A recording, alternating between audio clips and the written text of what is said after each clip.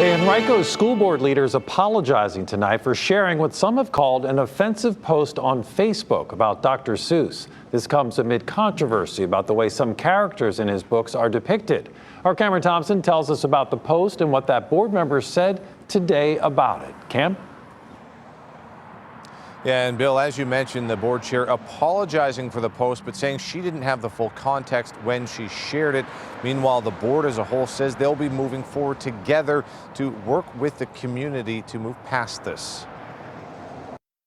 I know that this mistake has caused others pain and opened wounds that I can only imagine. After a nearly 3.5-hour meeting with other members, Henrico County School Board Chair Michelle Ogburn reads a written apology Wednesday regarding a now-deleted Facebook post from last week. But when we make mistakes, we must own up to them and learn from them. The post in question appeared to dismiss a decision that 6 books from Dr. Seuss would no longer be published because they, quote, portray people in ways that are hurtful and wrong, end quote. It features a picture of Seuss as the Grinch giving the middle finger and a poem that describes his pictures as whimsical and characters as unique. It later says whiners with no life to enjoy are finding someone to blame, hate, and shame.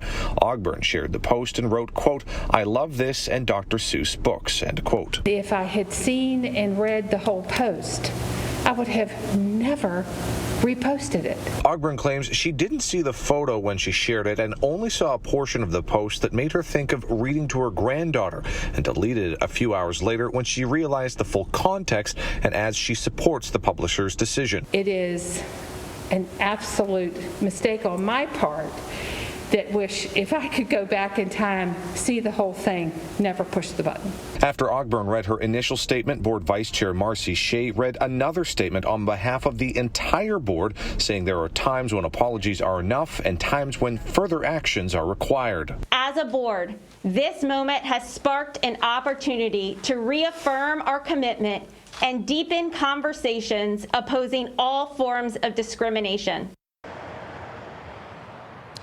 Now, afterwards, the board voted that as a group, they will undergo further training on implicit bias and cultural sensitivity. And they will also be holding a town hall before spring break on equity and diversity. Working for you in Henrico County, Cameron Thompson.